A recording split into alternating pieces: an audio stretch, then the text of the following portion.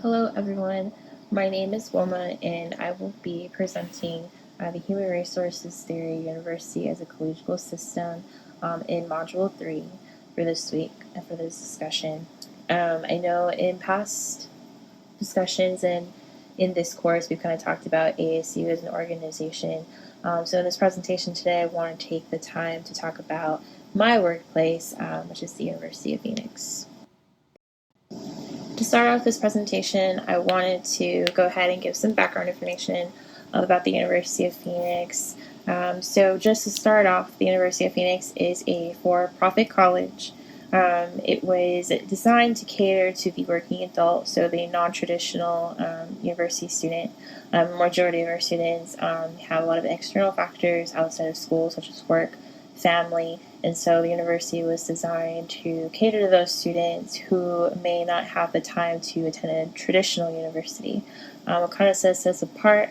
We're an online institution for the most part. We do have campuses across the country. However, a lot of our campuses are closing out, so we're mostly an online institution. Another difference between us and a traditional university, we have our students take their classes one at a time in their program. Classes for the undergraduate level can range from about 5 to 6 weeks, and master's courses can range from about 6 to 8 weeks and even more depending on the program of study.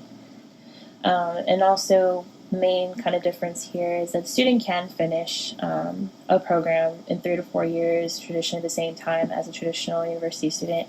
The only caveat to that is that they don't have the traditional, spring break, fall break, things of that nature. The only break that our students get is the 2-week break in the winter.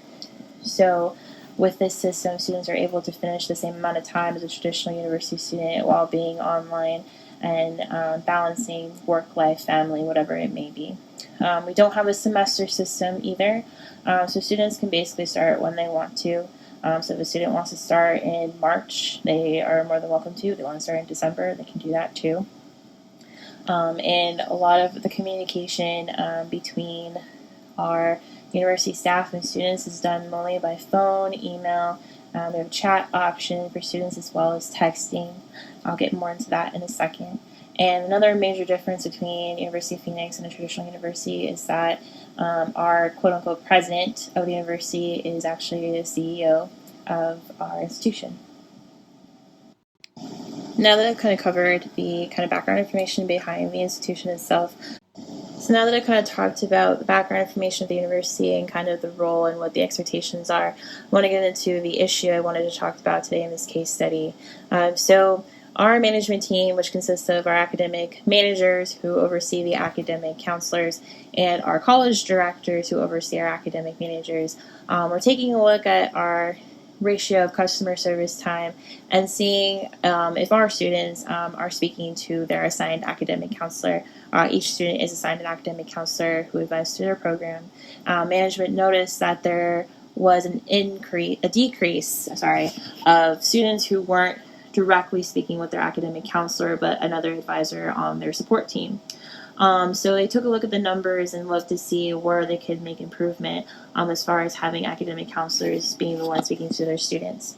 And so with being a kind of running like a call center, we have the phone system and we have aux codes for each kind of criteria. So for example, we have ready mode, we have lunch aux, breaks, meetings, etc. And so management thought that it would be a better idea to implement a 75-minute aux code limit for the academic counselors. So that way it increases customer service time and has the student speaking directly with their academic counselor rather than leaving the voicemail or being placed on hold for a long time.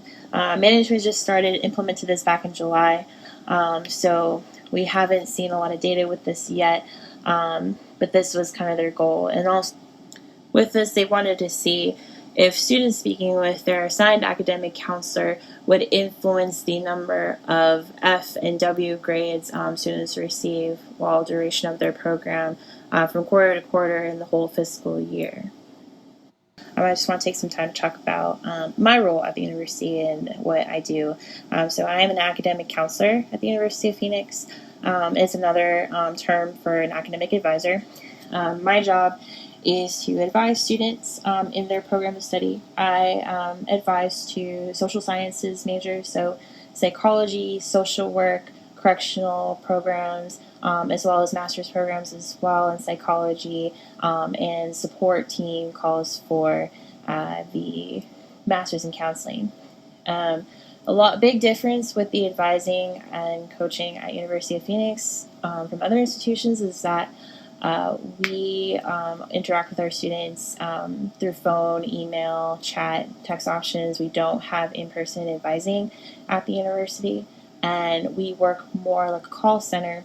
So we're on our phone. We have a phone system in our computer that we work from to make calls to students, texting students. Students can text us with transactional questions if they have questions about their diploma app or anything of that nature. But a big difference from my role as an academic counselor versus a regular academic advisor at a traditional university is that we spend the time coaching our students academically as well as advising. And so a lot of what we do is centered around coaching conversations with students. And this is a big part of the role itself. And also, we have kind of a graduation team in place. So we have our enrollment representatives who work with the students from the start, help them get enrolled in the university, and help them set up their first class and walk them through kind of the basics of attending an online school. And then the enrollment representative hands off the student to us as academic counselors. We primarily work with the student through the duration of their program with advising, scheduling, and as well as coaching conversations, which I'll get to in a second. And then we have our finance advisors as well, who help students understand the logistics of their finance account with us. And we also have our disability service advisors, who are there to give students additional support in their program and their classes if they need it. And also our way of counseling, advising, we're split up into teams in different colleges. Like I said earlier, I'm the social sciences college, so I have a team of academic counselors, about 3 or 4 teams who advise the social sciences programs. There's some for education, for business, etc. And also a part of our role is the coaching aspect as well. So with the coaching aspect of our role, our calls are based off of coaching conversations that we have with students, and I'll touch on this really briefly. So all our calls are recorded and evaluated by academic managers and the higher-ups in the student services department. Calls are based on the 4 coaching aspects of a call, and so before building relationships with the student, assessing the student's situation, how better to help them, advancing through advisement and coaching, and lastly, building motivation for the student. And so these are the areas that academic managers look at when they're evaluating a call to see how well the academic counselor executed each kind of criteria. And then from there, you're given a raw score of the call, and we have foundational, insufficient, foundational, intermediate, and advanced. The university's goal currently is to have all academic counselors coaching at the intermediate level.